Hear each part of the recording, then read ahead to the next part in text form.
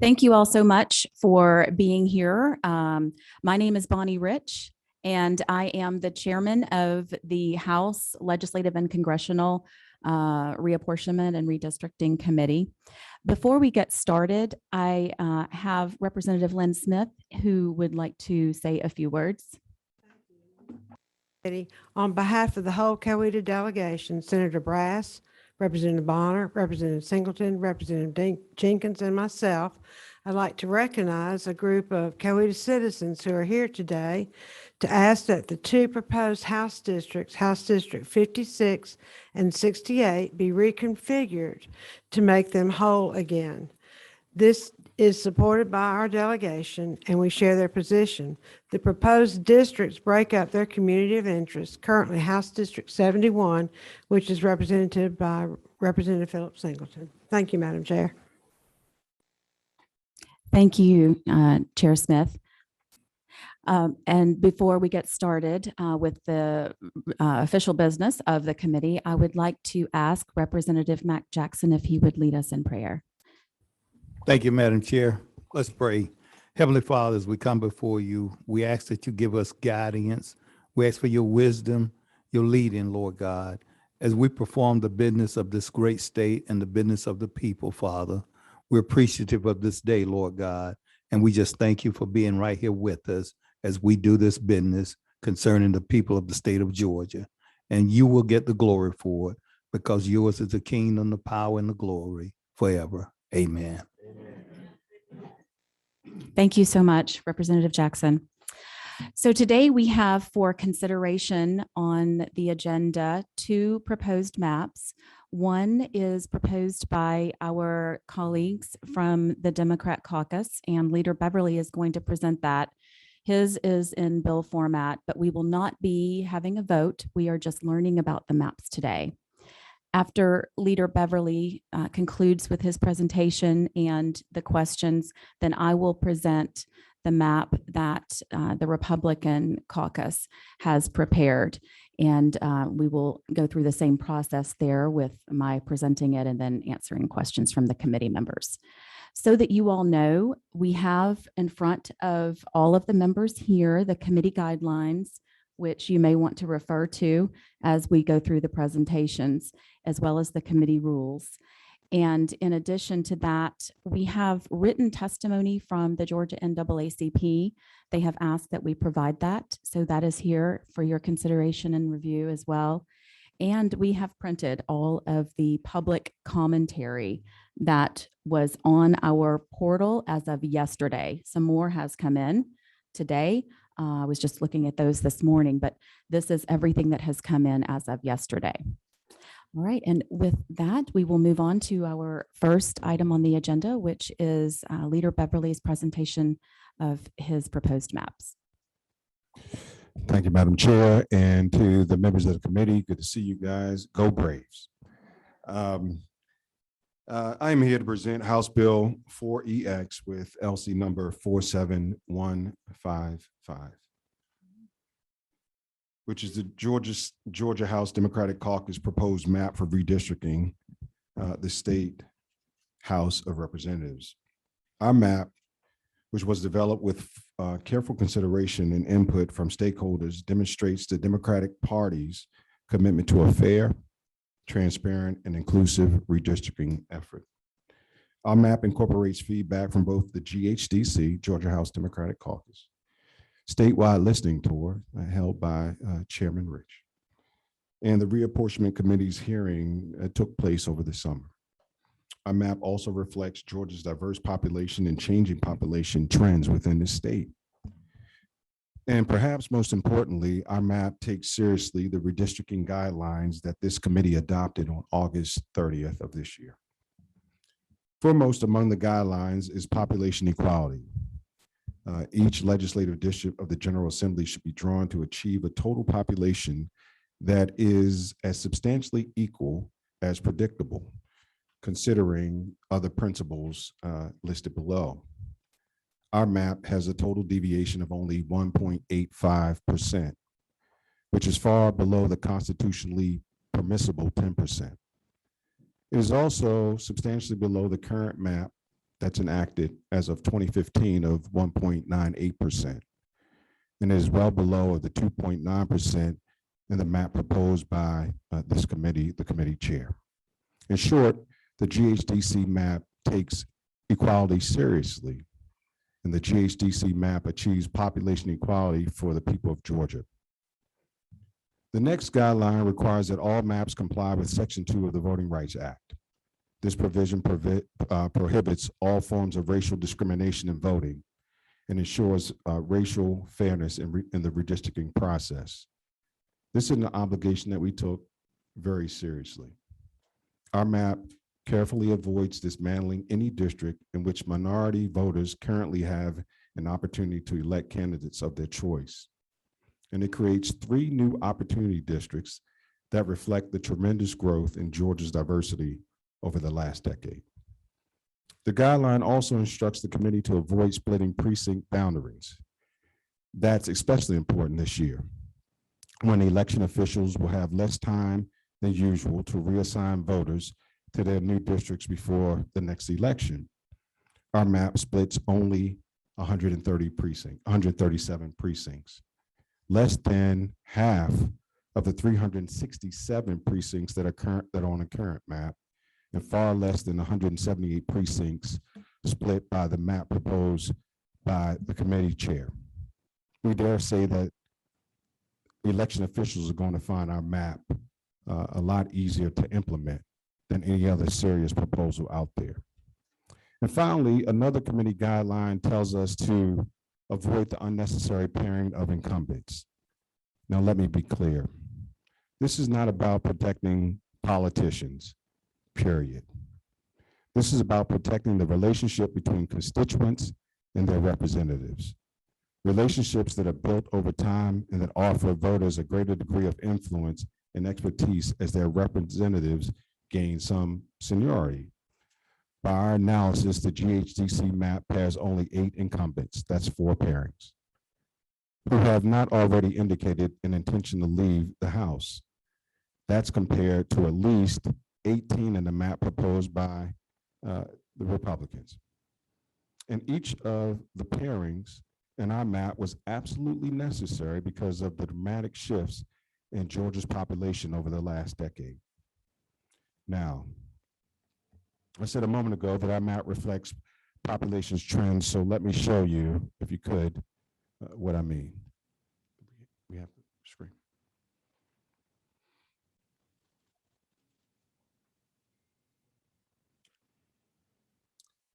Our map began with an analysis of how Georgia's population has shifted over the last decade. This map that you see on the screen shows the population change in each county since the 2010 census as compared to the state as a whole. Counties that grew faster than the state are shown in red. The growth in those counties have earned them more representation in this round of redistricting. The counties that grew slower than the state are shown in gray. The lack of growth means those counties will get less representation in this round of redistricting. And what this map shows is that counties in Southwest Georgia have lost more population relative to the state than the total population of each entire House district. So in our map, those counties lose a district, and 2 incumbents are paired. The same is true of the counties in the South Central part of the state as you look at that map. The northwest corner of the state has likewise lost almost a whole House district in population, whereas the Atlanta metro area has gained enough population relative to the state to make up 4 whole House districts. So our map adds 4 districts there. We can remove the map.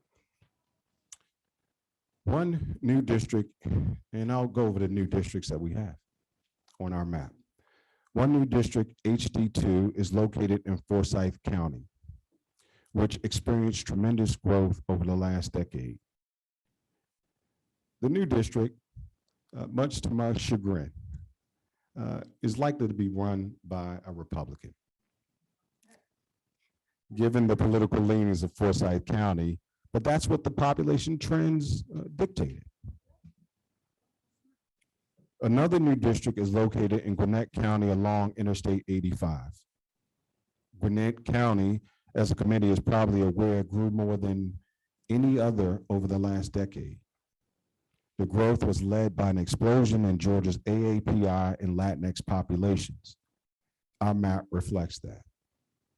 Asian Americans are the plurality of the new Gwinnett district in our HD 138 on our map, with Latinx residents close behind. Fulton County, the state's third highest grower behind Gwinnett and Forsyth, also gets a new district in our map. Pull that up. And so does the South Metro area, with a district centered in Clayton County, HD 119 on our map. Our map also repairs the fragmentation of Athens Clarke County that this committee heard so much about at its hearing there in July.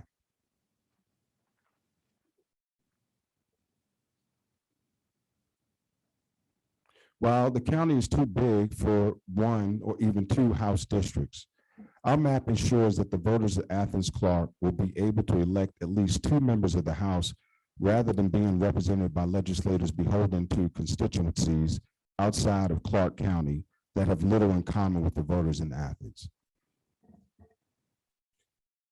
In much of the rest of the state, our map changes districts as necessary. The few districts that were very close to the ideal population changed almost not at all. The changes we did make, however, were dictated by population and the guidelines from this committee, and not by trying to secure advantage for one group or faction. That's what we heard Georgia's demanding, and so that's what we tried to do. In the last few months, Atlanta found a new cultural icon, Jock Peterson, Eddie Rosario, and Jorge Soler. These three players joined the Atlanta Braves in July, and they're now World Series champions. Eddie Rosario, MVP. Jorge Soler, MVP. Jock Peterson is the reason we all wear pearls to the Braves game now and has turned himself into a beloved Atlanta figure. Baseball is a data-driven sport. You know what these players have done in their careers, but you have no idea what taking them into a new city, a new team, and a completely new environment will do. That's why the Braves didn't lock in a playoff spot until 1 week before the year was over. The Braves had a World Series caliber team in April. After injuries and suspensions, they rebuilt in July, and then they hit their stride in October. That's why we now call it Jocktober. The PL data, the data which we draw on redistricting, was not released until mid-August. But we were supposed to have it in April. It's no secret to anyone in this room that this process has felt backwards. We've heard from voters across Georgia. The House Democratic Caucus traveled from corner to corner in our state. And after that, we got the numbers we needed to do to go to work. Now, let me ask you this. Even with all of the prior knowledge each of us has about the last time we conducted this process, how are we supposed to fully prepare to meet with the reapportionment office without this vital information? Could the Braves have won without Rosario or Soler, the MVPs of the last two playoff series, without data? Why did Democrat members not meet with the reapportionment committee? That's a fair question. One of my responsibilities as leader is to be the best to provide the members of our caucus with the resources they need. Redistricting is an important and complex undertaking. It's both political and litigious. Again, it's no secret to anyone in this room that this process has felt backwards. We've heard from voters across Georgia. The House Democratic Caucus traveled from corner to corner again across the state. And after we got the numbers in August, we went to work. Our initial invitation to meet with the chair was sent in June before we had data. The PL data was not released until mid-August when we were supposed to have it in April. Members did not have data that they needed to in June to have conversations about districts they wanted to represent. What was the purpose of these meetings? The census redistricting data was released by the Census Bureau on August 12th. The release data was not user-friendly, and it took until August 16th for our caucus to receive the data in a user-friendly format. After receiving the data, our caucus members did their due diligence to study the data in the communities of interest in the districts in which they represent. After doing their due diligence, some of our members chose to sign up to meet, and this process has changed, fortunately. Meetings were in person in June. They switched to phone calls in September. How can someone constructively look and talk about a map without looking at a map first? It was not clear and still is unclear of the goals used in drawing the map put forth by the chair and how member input was going to be used to accomplish these unclear goals. The rules of redistricting are not even clear. The committee guidelines do not outline the steps and criteria of the technical review, but the GHDC did its due diligence, even though not required to have a technical review of the GHDC map and comply with the requirements not outlined in advance because we use precinct layers. Now, on Monday, October 18th, our members with phone appointments already scheduled received emails canceling their appointments with no advance notice.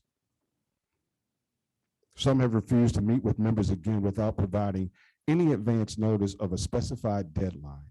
And then on November 2nd, a draft of the Republican map, which you will see shortly, was finally published on a reapportionment website. We have a nonpartisan, quote, nonpartisan legislative and reapportionment office, and they are great. Directing members to speak to the chair when they come to her to talk about potential technical changes. We were not aware of that. Now let me ask you, how, even with all the prior knowledge each of us has about the last time we conducted this process, how were we supposed to fully prepare to meet with the reapportionment office without information and data? Could the Braves have won without Rosario and Soler, the MVPs of the last two series? We have to have a more fluid and transparent process. Let me close with this. No member of my leadership team, to my knowledge, met behind closed doors to discuss individual district maps of the district they represent because we wanted to maintain transparency and integrity in the process. We're very proud of our map. It is a very serious legislative proposal, and we think it's the best map for all of Georgians. You spoke, we listened. Georgia, we did our homework. The result is a map that folks from all corners of this state can look at and say, hey, they got it right. Thank you, Madam Chair. I look forward to your questions.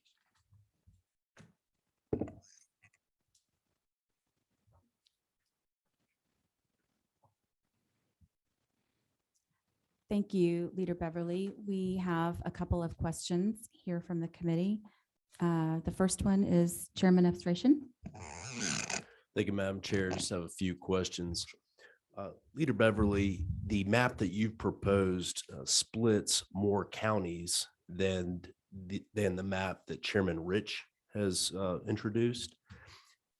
Isn't it concerning that when our guidelines require that counties are to be kept whole, your proposal splits more counties than hers?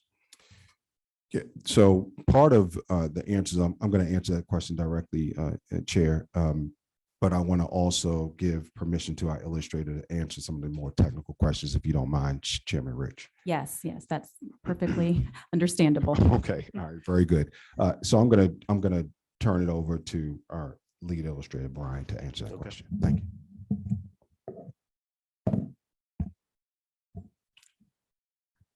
Sir, before you start, will you introduce yourself, please?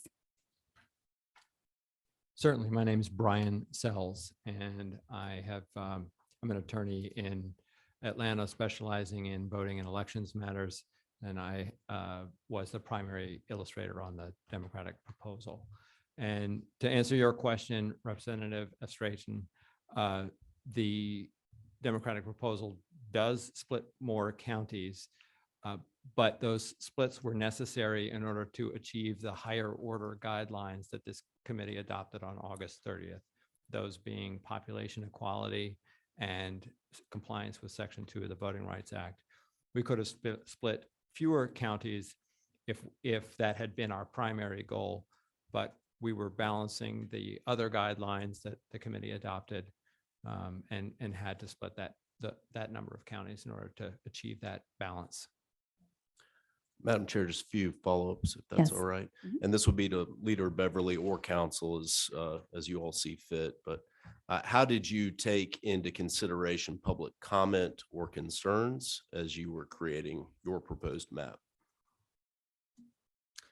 So we listened to all of this committee's hearings around the state, and the GHDC conducted its own listening tour in other parts of the state that this committee didn't hit.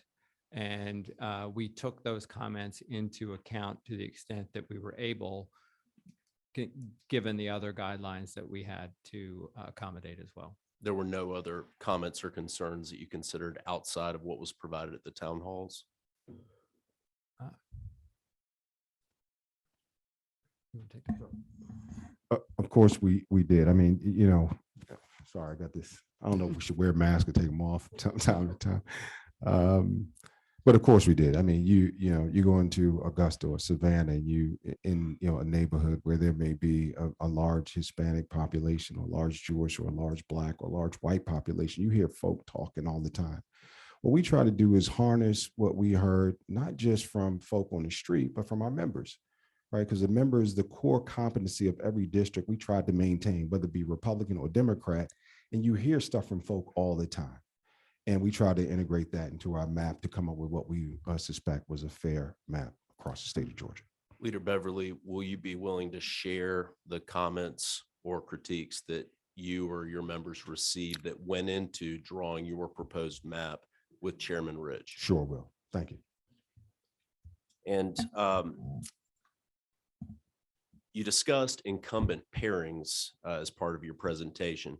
Isn't it true that your proposed map includes more Republican incumbent pairings than Chairman Rich's proposed map?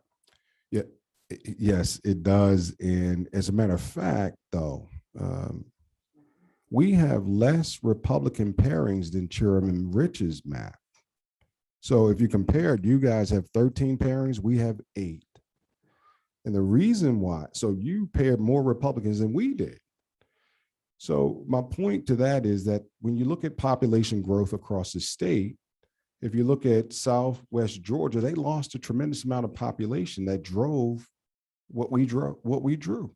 And South Central Georgia and many large Republican districts, they lost a lot of population. You have to make up for that with the one person, one vote, and a deviation that you saw in our map. And so, yes, it wasn't driven by the fact that we were trying to pair Republicans against Republicans. It was actually driven by the fact that where population was lost, we had to account for that in our map. How many Democrat incumbent pairings are in your proposed map? The growth, 0. And I'll tell you why. And I'll tell you why, because I think that's a very important point. If you look at the growth in Georgia, 1 million people moved into Georgia, roughly. Okay, round numbers, 1 million people. 90+% of those people who moved into Georgia were people of color, and they moved into what I call, because I live in Macon, Georgia, just in case y'all are wondering. I'm down in Macon. But the growth happened in the Gwinnett area. And that population picked up more population. And so our map saw that those folk were more likely, and I think Brian can talk to this, about voting in a particular space based on what they've done in the past. Would you agree that your proposed map doesn't comply with the committee's guideline to avoid unnecessary pairings? I think that our map actually adheres to your guidelines better than you do.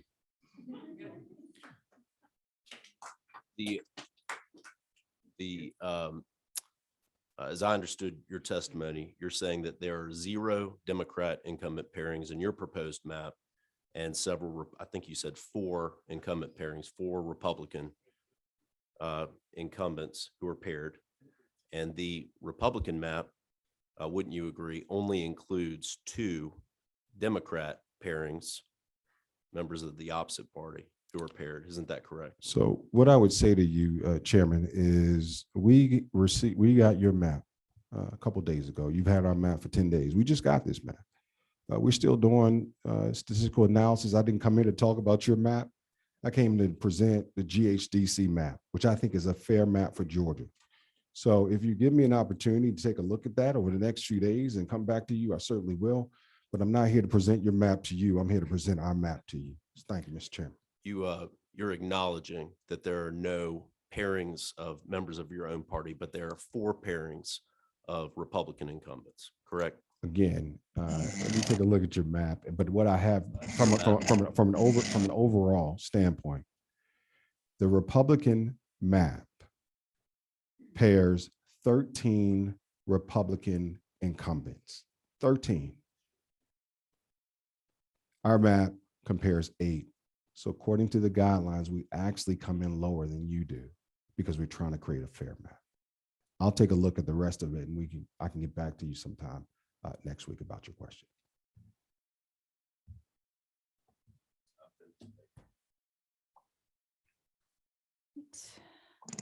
Next, we have Chairman Smith. Thank you, Madam Chair. And I'm like you, go Braves. So, Go Braves. Good win for all of us. So my question concerns the Voting Rights Act. If you could briefly say your understanding of that, and then how did you take that into account as you did your map? Thank you very much, Chairman. I'm going to turn that over to Brian Sells. Thank you. Thank you for that question. The Voting Rights Act is a guideline that we took very seriously in drawing our plan. And the requirements of the Voting Rights Act under Section 2 as concerns redistricting are fairly well established. Section 2, for those who don't know, generally prohibits racial discrimination in voting, and it ensures racial fairness in the redistricting process. And so we conducted a racial bloc voting analysis to determine the extent of racial bloc voting in the state of Georgia. That's a critical piece of compliance with Section 2. Having found that racial polarized voting exists, we made sure that we did not dismantle any opportunity districts for minority voters that currently existed. And it turns out that we created 3 additional minority opportunity districts. I think by any standard under Section 2, our map complies with the racial fairness requirements of the Voting Rights Act. Thank you, sir.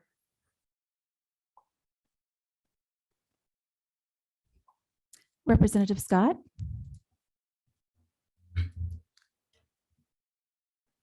Thank you. Thank you, Madam Chair. To Chairwoman Rich, what would be the process for the public to comment on this map and others? And what would be the process for this committee to review the public input and comment on the proposed maps? Representative Scott, let's be respectful of the time and the order of the agenda. Right now, we are addressing Leader Beverly's map and his bill. And I actually am going to present my map later, and I will be happy to entertain those questions then. Okay. Representative Alexander. Thank you, Madam Chair. Thank you, Mr. Chairman. Could you talk a little bit about whether or not there was a cause for the Legislative and Congressional Reapportionment Committee Office to conduct a technical review? And if you could talk a little bit about that, if it was prior to you guys filing the legislation. So to those who are not aware, Representative Alexander referred to me as the chair because for 3 years I was the chair before I became the leader. So she's actually talking to me, all the chairman up there. And so anyway, I'm going to turn that question over to Brian, but thank you, Representative Alexander.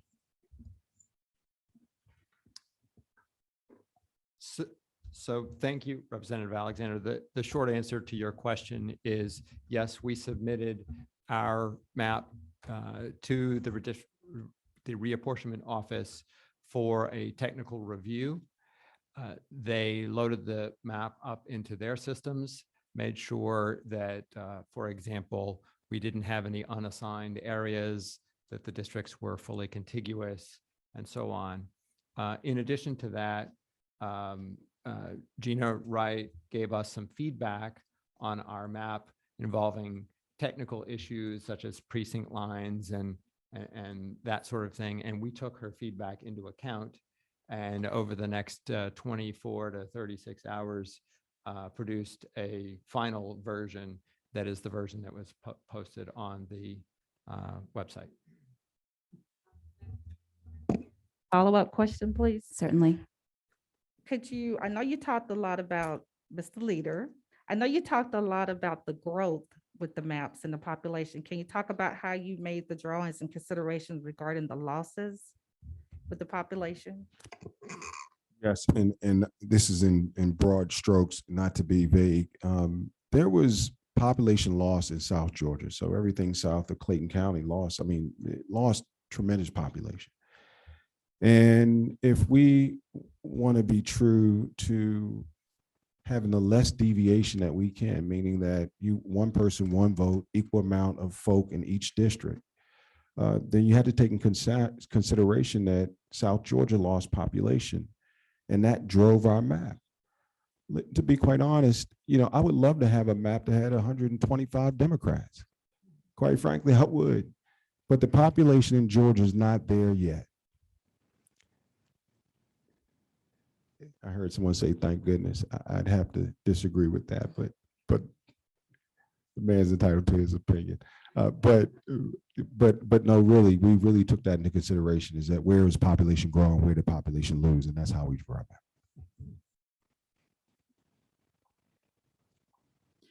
that. Chairman Taylor.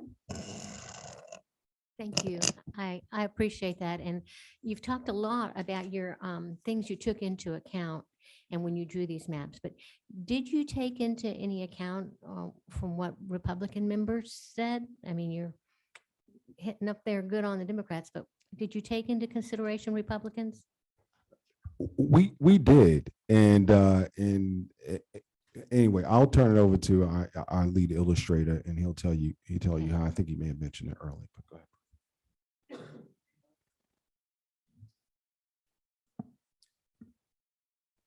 So the Democratic caucus isn't privy to a lot of the inside talk that perhaps the Republican caucus would be. But to the extent that there were public comments available, we did take those into account. Those would have been comments at the redistricting committee's meetings and other statements that we were able to find in the public record. Follow up? Yes. Did you actually try to talk to any Republicans? I know there were some Democrats that came in, but did you actually reach out to any to get input from any Republicans? So just from a qualifying standpoint, you mean state representatives that are Republicans, or did I know of Both.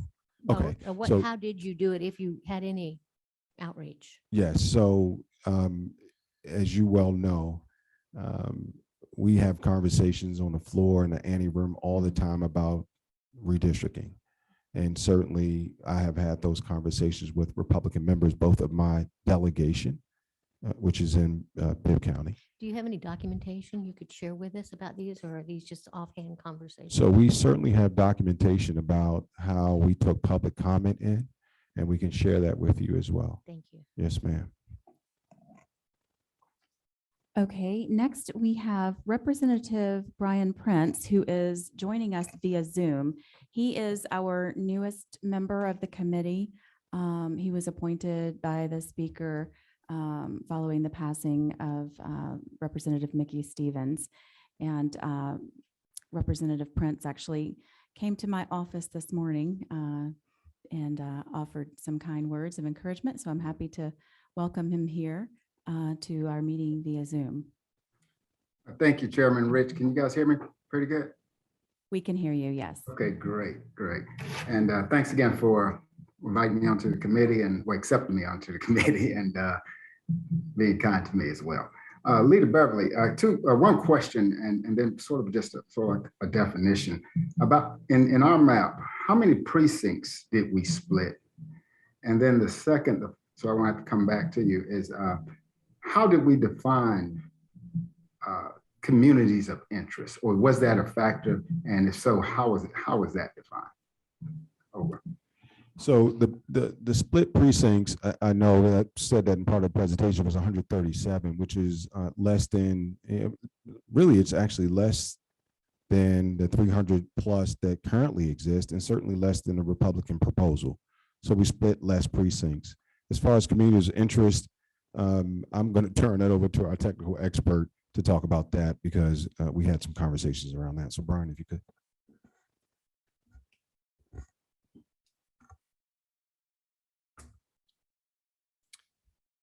So communities of interest is a bit of an amorphous concept because it's in the eye of the beholder in many ways, but it is commonly thought of as a group of people who have common cultural, religious, racial, or ethnic interests in common. So it might consist of rural Georgians, for example, might be a community of interest, or a particular kind of community in rural Georgia. It could be racially defined. It could be ethnically defined. We, in drawing the map, focused, number one, on trying to keep cities whole where we could, given the other redistricting criteria, and trying not to fracture other communities that we could identify. They're not, communities of interest generally don't appear on a map, so it's very hard to avoid, it's very hard to know where they are unless someone points them out to you. So to the extent that people pointed them out in the public comments, then we tried to take that into account. Do you have any follow-up, Representative Prince? No, Chairman, no, Chairwoman. Thank you so much. All right, thank you. Okay, we have Chairman Nix. Thank you, Madam Chairman. Leader Beverly, I'd like to go back just a minute to the Voting Rights Act. Do you believe the majority Black districts on this plan are required by the Voting Rights Act? All right, so everyone, if you don't know, I'm not a lawyer. I'm actually an optometrist. I'm an eye doctor. And so my questions are going to sound strange, but I've been up here long enough to know to ask a definition of what does required mean from you? Like, what does required? You said, is it required? What does that? What are you trying to tease out? That it would be that the Voting Rights Act would say that you had to have these districts, this number. I think I'm going to let the technical guy.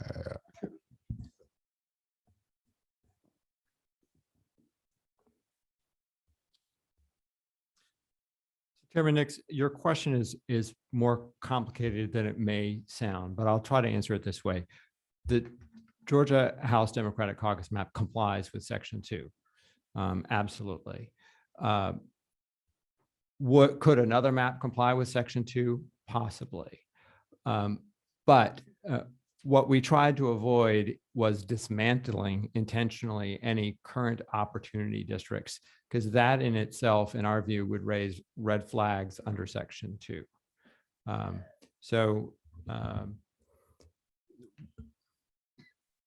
We don't know whether Section 2 would have required additional districts or fewer districts at the outset, but given the number of opportunity districts that we have, and they were relatively easy to identify, the question is, can you then dismantle them? And in our view, that would raise serious concerns under the Voting Rights Act. Thank you. Representative Gilliard. Thank you, Madam Chair.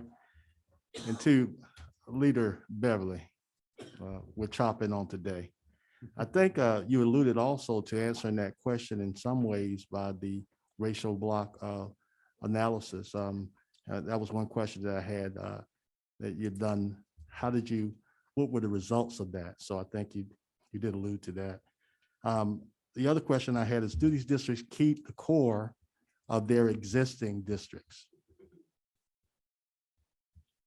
And Representative Gilliard, thank you for the question. I will, again, as we start getting into sort of technical stuff, I mean, it's very easy to answer, but I want to make sure that we get on the record how we propose that. So I'll let Brian answer that question if you don't mind.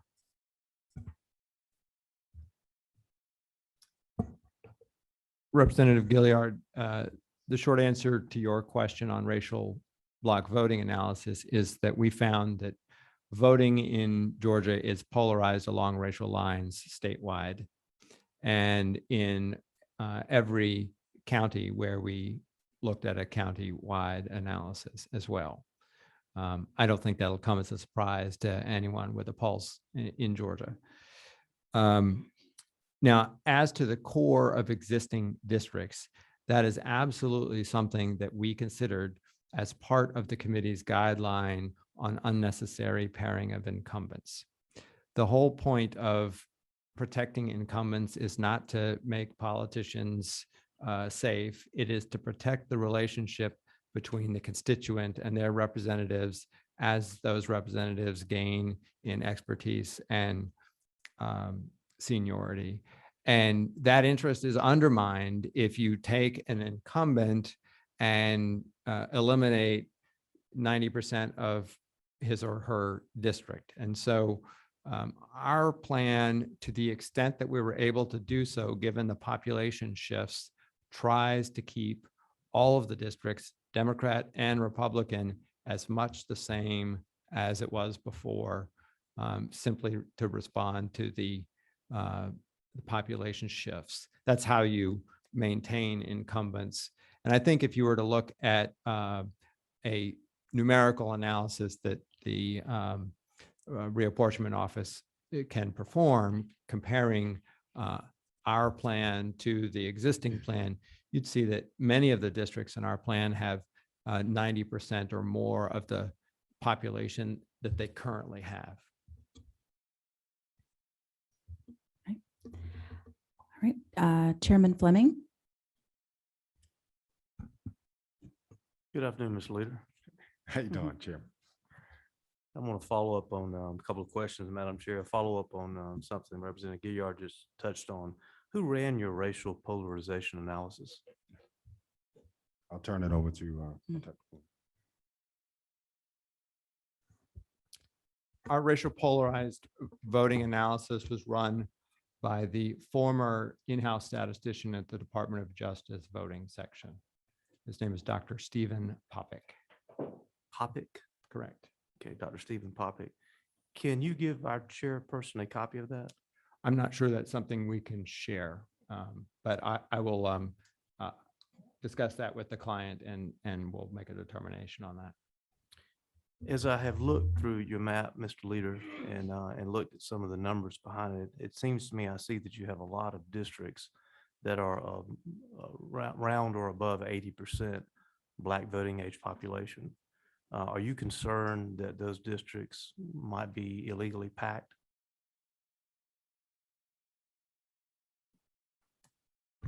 All right, so Mr. Chairman, and I smile because I am very fond of the chairman, okay? And he's a very smart, learned attorney. And when it comes to these issues, there's a point where I can't answer that question. I'm gonna turn it over to Brian and let him answer that because I think that would be more appropriate at this point.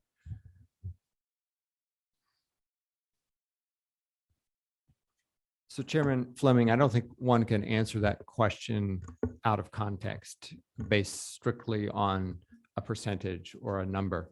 There are parts of the state, as I'm sure you're aware, where it would be difficult to draw a district that is less than 80% African-American, or conversely, 80% white. Where packing becomes a concern is where it was not necessary to create a packed district.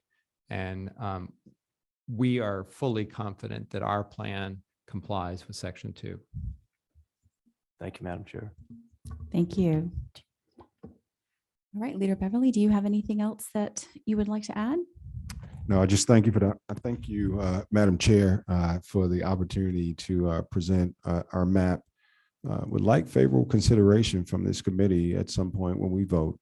It is a very, very serious legislative proposal that we've given you guys, and we want it to be seen as such. So thank you very much, and to the chair and to the committee.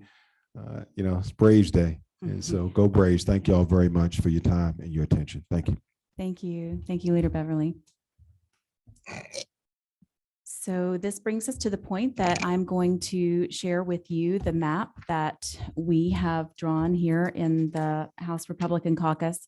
Our policy analyst, Molly Aziz, who, by the way, has been wonderful in organizing this meeting and keeping me organized and informed as we go along. So thank you so much, Molly.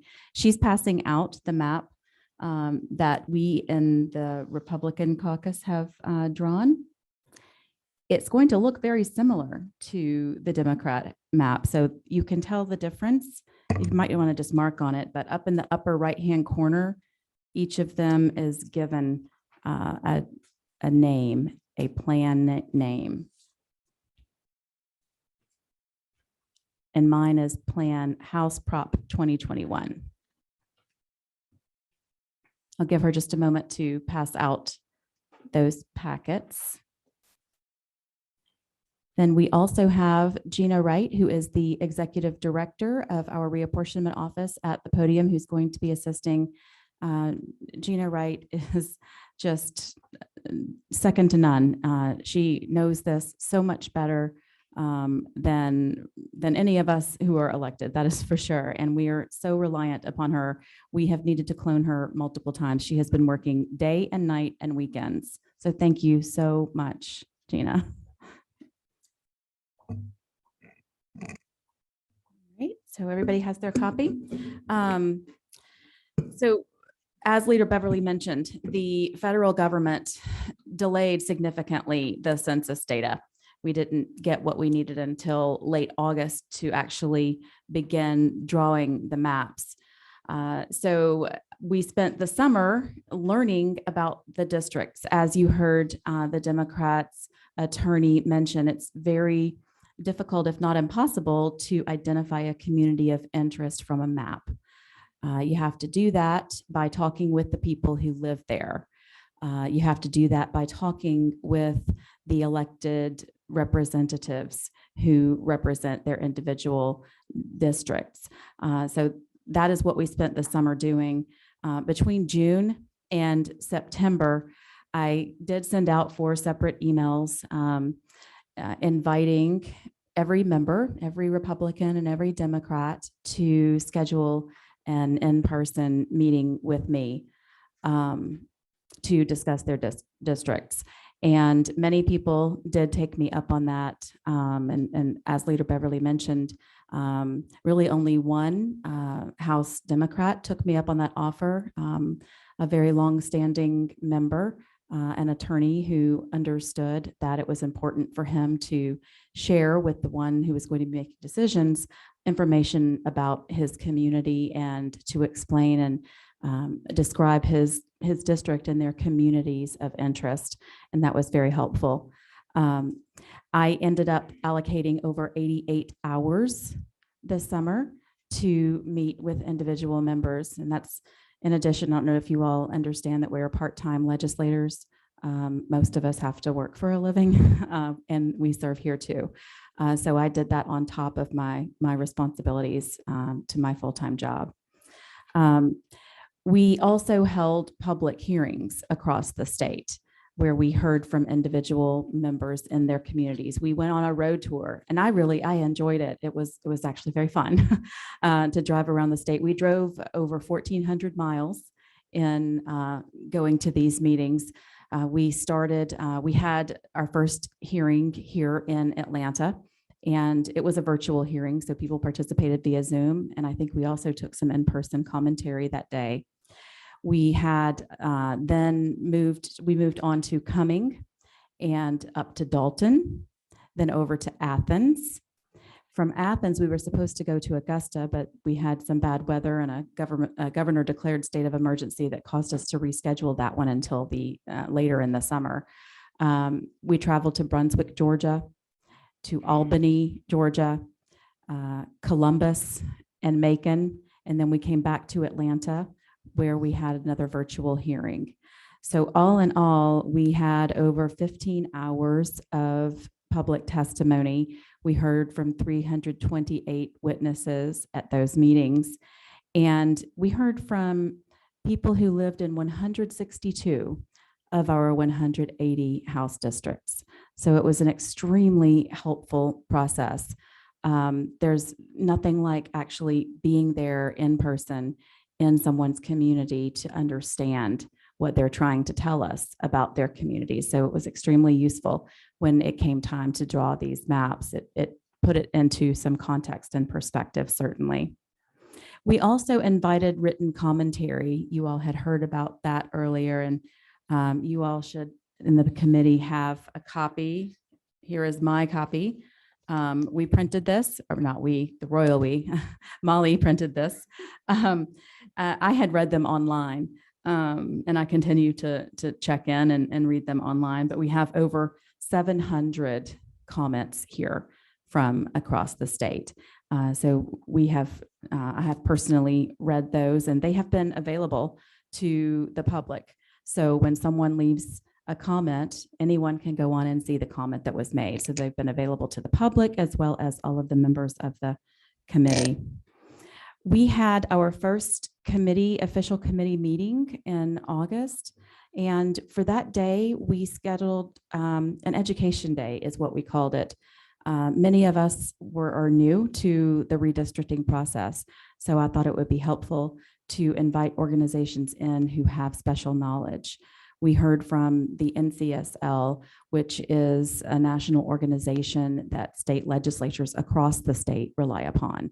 It's a bipartisan organization. They offer a lot of valuable research. They literally write the book on redistricting, the Red Book, that we all are so familiar with here on the committee.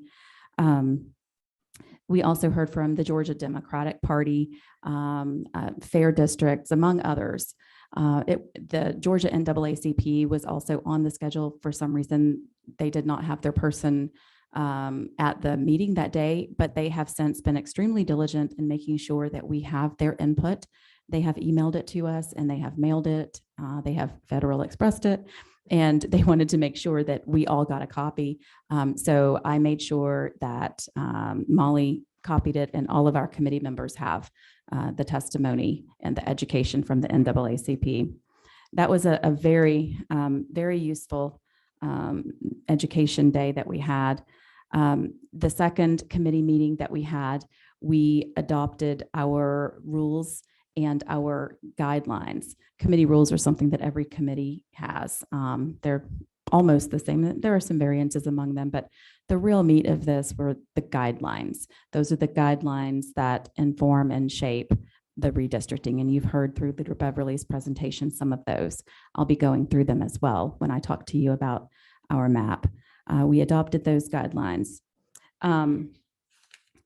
First and foremost, of course, is the population distribution. The United States Constitution requires that our districts be roughly equal. So that was the first step that we took in preparing our draft of the maps. We applied the 2020 census data onto the existing districts. And when we did that, we found that our districts ranged, some were very much underpopulated and some were overpopulated. And that ranged anywhere from 24% underpopulated to over 32% overpopulated. We decided to draw our maps with only a 1.5% deviation. I'm not sure where Leader Beverly got that they were 1.98%. Because that is something that we looked at on every single district. They are within one plus or minus 1.5% deviation. After overlaying the census data, the next important step was to draw the Voting Rights Act districts. And we drew those in consultation with our council. It is an extremely complicated area of the law. And we engaged with attorneys who know this area and counseled us. So that was the next step. We ended up drawing 48 districts that are majority Black VAP. You'll hear that a lot. It stands for Voting Age Population. That's a new acronym that I have learned through this process.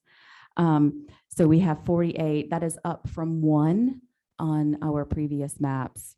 We also drew 78 minority opportunity districts. These are districts that are majority non-white VAP or voting age population. This is up by 5 from our current existing maps.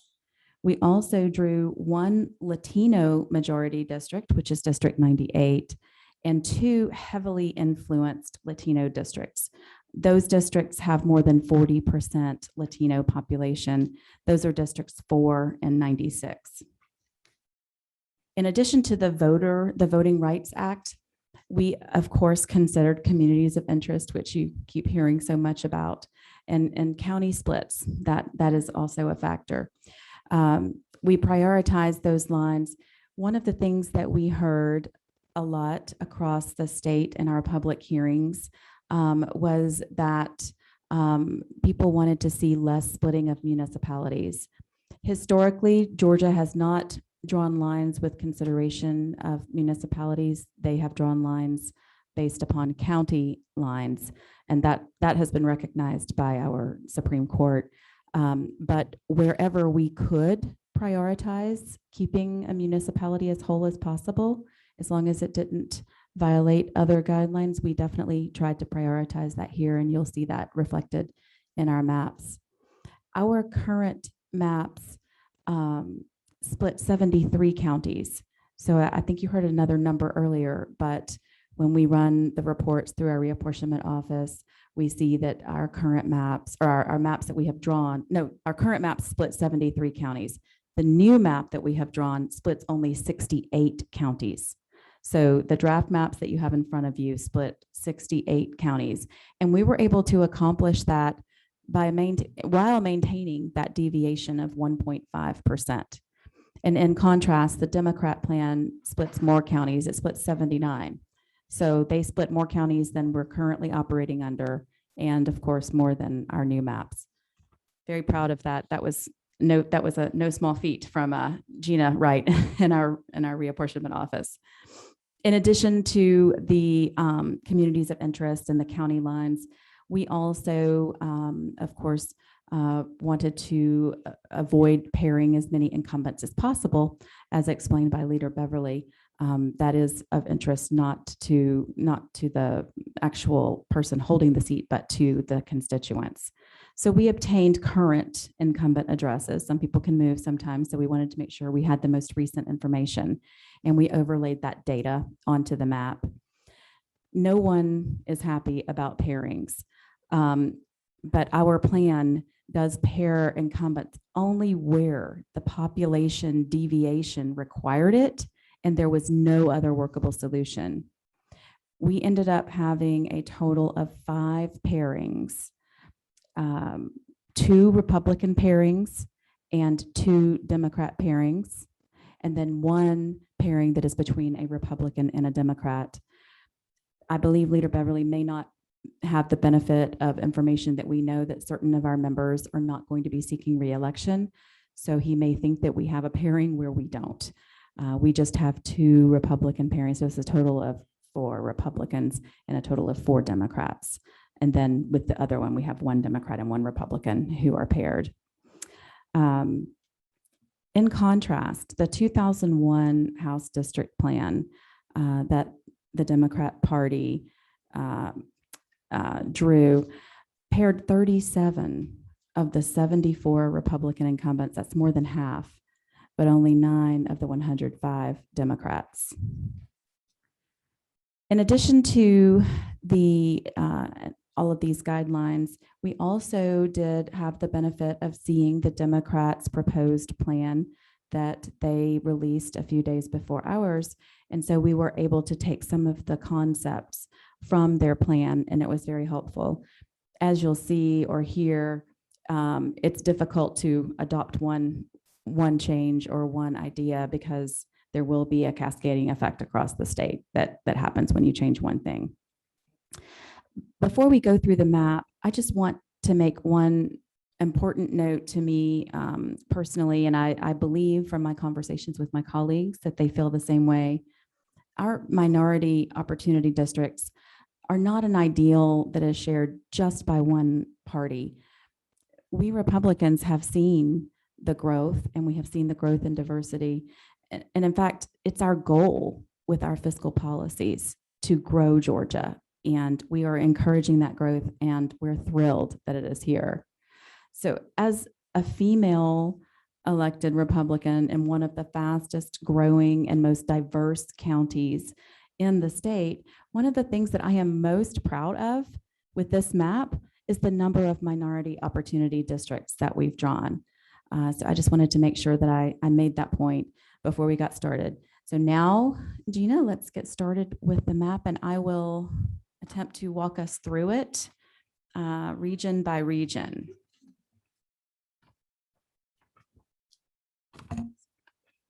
We're going to start in the southwest corner of the state. The southwest is one of the areas that did have a significant loss of population.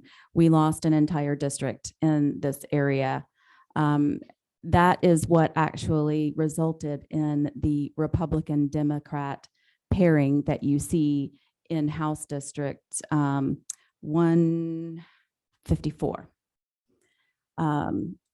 But at the same time, we were still able to protect the voting rights districts in that district and in 154, and also the district next to it in 153.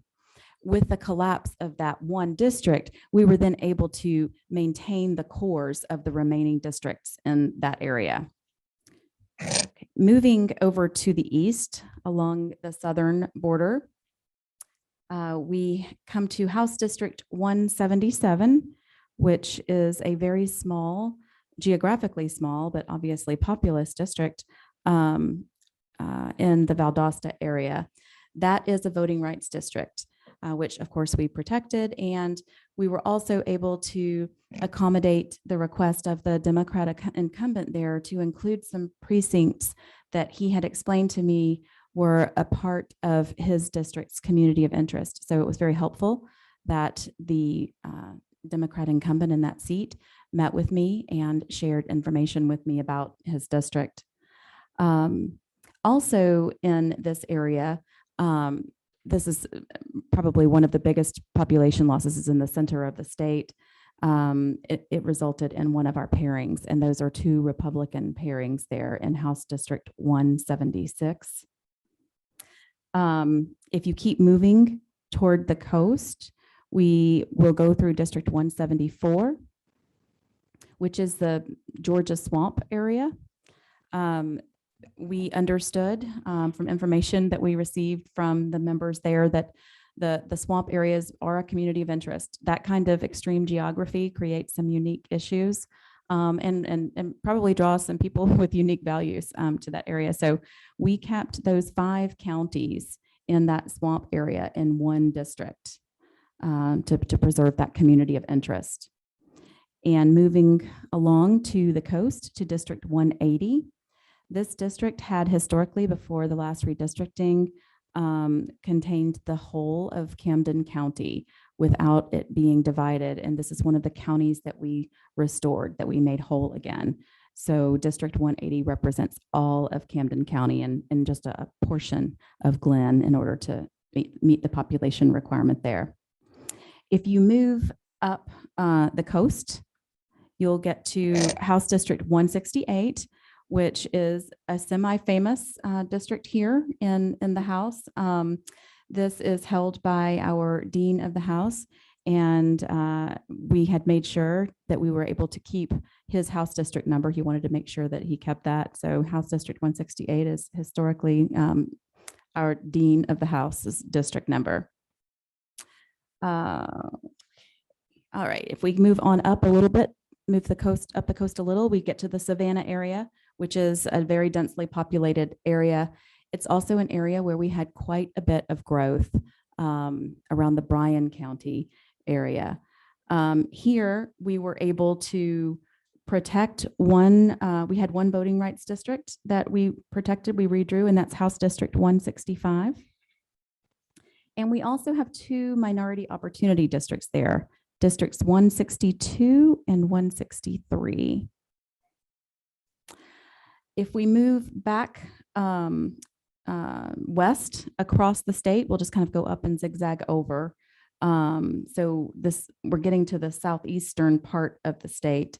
We were able to keep an important community of interest together there. That is House District 156.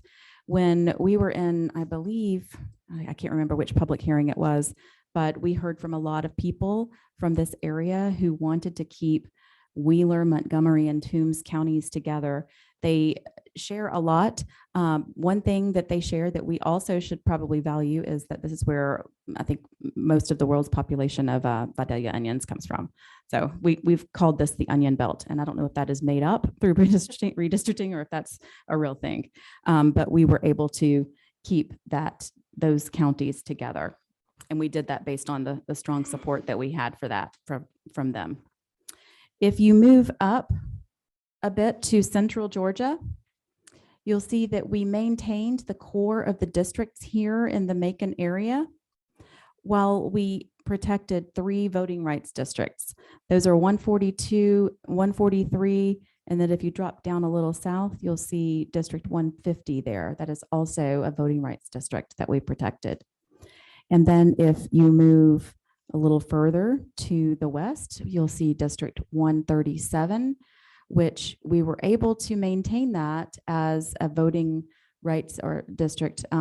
We kept more than 50% Black voting age population there by putting that district into LaGrange, the city of LaGrange, and also Troup County. If we move up a bit, we get to the South Metro area. With the staggering loss of population that we had in Southwest Georgia, and then below it, and then the voting rights districts above it, this area felt a squeeze, a crunch. There's just a natural pull when you have population shifts like this next to voting rights districts. So it did result in pulling the voting rights districts a little further south. If you keep moving up the border to Northwest Georgia, you'll see that in this area, we maintained the district cores and we avoided incumbent pairings, which is different from the Democrat plan, which had a Republican incumbent pairing up here, but you see that it was possible to actually maintain that. If you move a little east up there in the north part of the state, you'll see Pickens County. Pickens County is currently under our current maps whole in the House district. They are not whole, however, on the Senate maps, or I'm sorry. Okay, all right. Ladies and gentlemen, there will be opportunity. This is a committee hearing of the State House, and we need to observe the rules. There will be opportunity for public commentary. Please don't interrupt. If you move up into Pickens, you'll see Pickens County in the center. That House district is whole under our current maps. The Senate map, it's split up, and it's also split on the congressional map. So we heard from a lot of people in Dalton who came out to that meeting to let us know that they wanted the Senate and they to make them whole again, and to let us know that they did not want us to do what had been done to them by the Senate. They wanted to stay whole. So that was something that we prioritized there, was to keep Pickens County whole in that area. If you look, moved up directly north, you will see District 7, House District 7, the perfect number. It's the perfect district right now. It's the perfect size. It's perfect in every way, and it will remain perfect. So that district did not experience any change. If you move down a little southeast to the Athens, Clark County area, we had one of our public hearings here in this city, and we heard from a lot of people there. This area has had some growth. It is an extremely large populous county. As Leader Beverly mentioned earlier, the population alone requires it to be split 3 ways, and that's if you're in a vacuum, if you're not trying to accommodate all of the other considerations that you are making and trying to accommodate across the state. But even with that, we do have one district that is located wholly within Athens, Clark County. So we were able to maintain that. But Clark County, like the other counties around it, Barrow and Jackson, which also are populous counties, they had to be split. It's just the way it works. And reapportionment, we can only have 59,000, about 59,500 to round it off, people in each House district. If you move down or over east to the Georgia-South Carolina border, so not really down south, but just to the border area up there in the northern part, legislators from this area worked together to adjust their lines based on some population shifts and accommodating communities of interest. And what they came up with was workable and complied with our guidelines. Moving down the border to the Augusta area. Augusta has 4 voting rights districts. We were able to protect those and redraw all of those. That would be House District 128, 129, 130, and 131. And you will see that in District 132, we were able to make Jefferson County whole again, as was requested by the Democrat incumbent there. So we very much valued that input that we received. I saved the most complicated for last, the Metro Atlanta area. That's the one where you have to actually flip the page to look at a blow up. This is obviously a very densely populated area. We've had a lot of population growth there, as you saw from Leader Beverly's graphic. We have a lot of incumbents who live surprisingly close together. So this was a difficult task that Gina, she navigated, was to not pair incumbents. And in addition to that, in the Metro Atlanta area, we have voting rights districts that we have to also protect. So that just added just another layer of complexity. And we feel like we're really proud of her for being able to draw the maps like that for the districts where she protected the incumbents and the voting rights districts. Up in the North Metro area, we had a lot of population growth in Bartow, Cherokee, and Forsyth. And that just sort of pulled those districts or in the area around it kind of to the east just a bit. Gwinnett County is my home county. We had a lot of growth there as well. We are, I think, the most diverse county in the state, and we have 2 or 3 minority opportunity districts there. Gina, do you know which ones they are? I think it's 99. Uh-huh. 96 is the one that was a Hispanic Okay. leaning district. 98 is majority Hispanic. Okay. All right. So 96 and 98. We did end up with 2 pairings here. That's where our 2 Democrat pairings ended up, was here in Gwinnett County. And we are still looking into some possible solutions for that. We've worked very hard to whittle it down to the 5 pairings that we have, and we're still working. So that's something that we're looking at. Again, I just want to reiterate that I am very proud of the diversity in my home county. It has enriched my life, and really more important to me as a mom, my children's lives. It's something that we value. We live in the area because we value it. And I'm really proud of my colleagues who also have embraced and celebrated that and helped us to create these minority opportunity districts. So I just want to thank you all for supporting that. And with that, I will open the floor to any questions.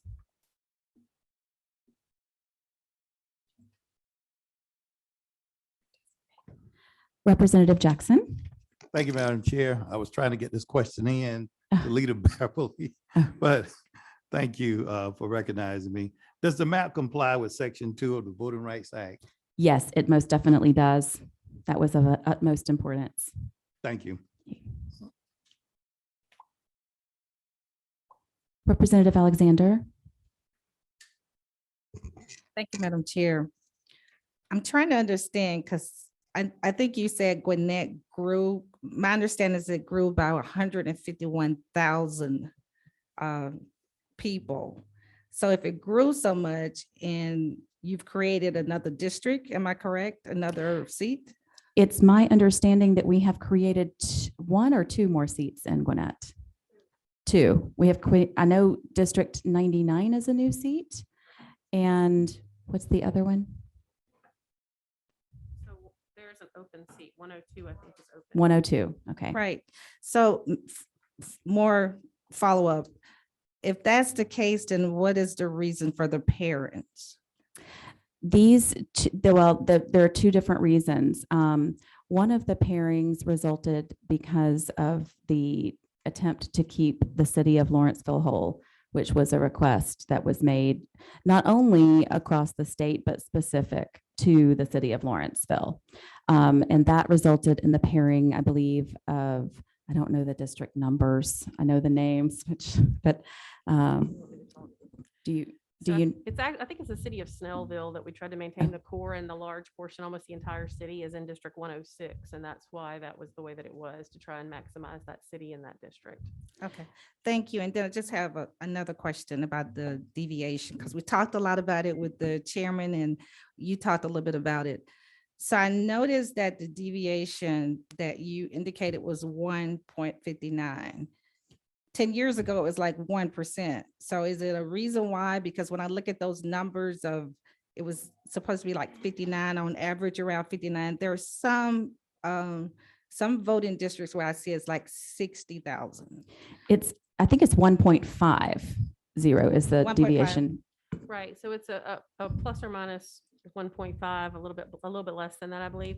And that's the lowest. I think that I don't know what 10 years ago, was it 1%? It was plus or minus right around 1%. But when you're prioritizing criteria such as maintaining a precinct or maintaining a county line, council advised if that was something that we could do to prevent another split of a precinct or another split of a county, then you're still drawing that district as equal as practicable without crossing into some other county line or district line or something like Yeah, and 1.5, I think was probably, after a lot of trial and error, was about the lowest that we could get it. And that's in contrast to the 2001 maps that your party drew. I think there was a deviation of 5%.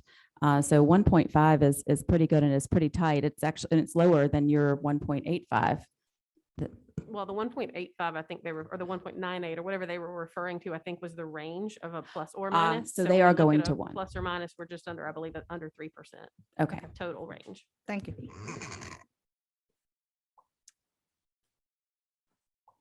Representative Scott. Okay, thank you, Chairman Rich. This map was posted on the Reapportionment website on 11/2. The bill as of this afternoon just says TBD. So we are just learning today. It seems as if this map, you intended to file this map in your bill. Is that correct? That this map will be filed in HB1? Well, it's my understanding that in the reapportionment office, we are still working on some technical issues. Despite the contention that this is intentional, we are working, all of us, around the clock. It's a lot of work, and we're really up against a wall. And I would like to have the map ready to put into the bill today, but I think it might end up being Monday. Okay, so another question, please. Yes, ma'am. Again, can the public still submit their own maps to the committee and make them part of the public record for consideration? In order to submit a map as legislation, that will have to be sponsored by a legislator. That's just like any other bill. If anyone wants to mail something to us, they are welcome to do that. But this committee is going to be considering bills that are before the committee. Okay, this is my last question.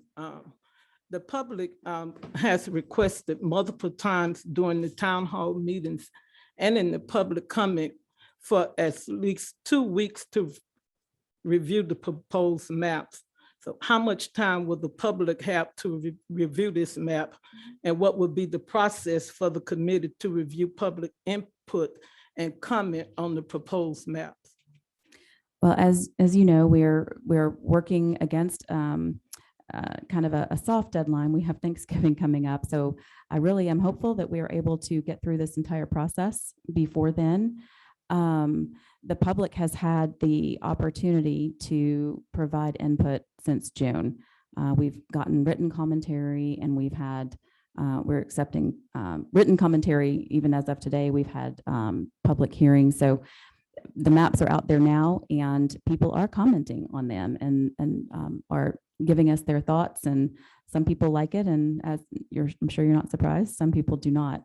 But we are continuing to receive commentary on it. Okay, thank you. Thank you.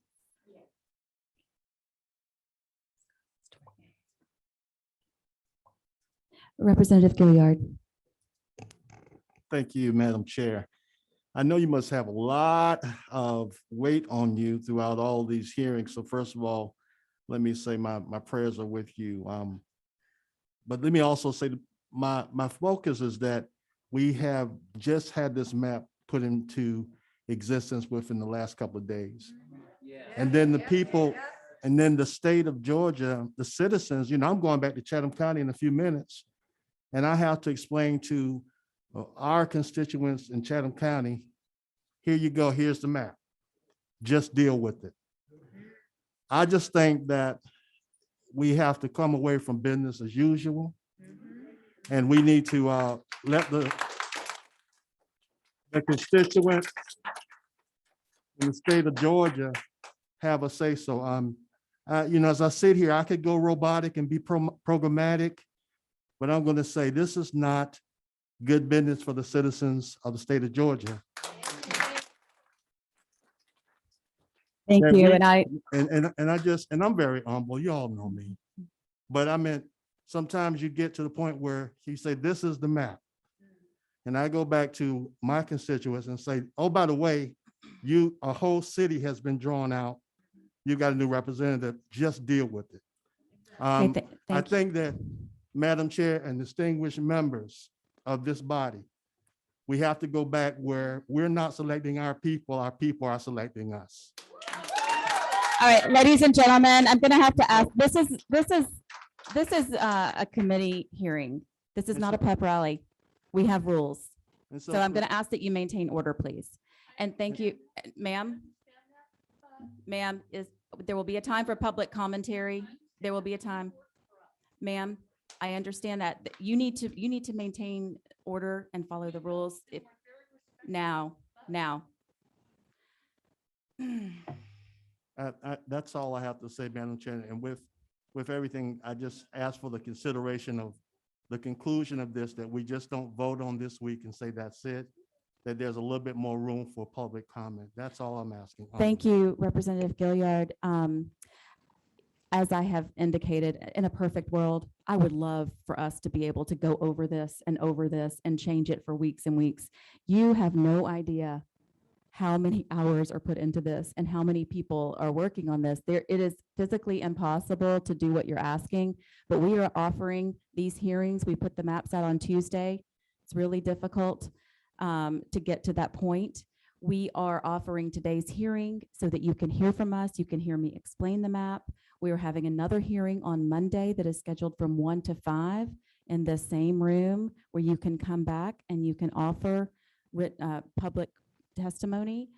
We are going to meet again the next day. So please just follow the website. We have a process that we follow. We have a committee process and we're doing it. All right, let's see, number 26. I'm sorry, I'm going to have to insist that we maintain order. And this is your last warning. Representative Jackson. Thank you, Madam Chair. I have one more question to ask about the Section 2 of the Voting Rights Act. And you talked about opportunity districts. How did you determine how many minority opportunity districts were required to be drawn to comply with Section 2 of the Voting Rights Act? Thank you, Representative Jackson. It's my understanding that there aren't any that are required, but where it was, where we saw that we could create a minority opportunity district that would give the people, the minority in that area and that community, an opportunity to influence and elect their candidate of choice, we did that. So we paid attention to the demographics and the population, and when we saw that, we created them. Thank you. All right. Any other comments or questions from the committee?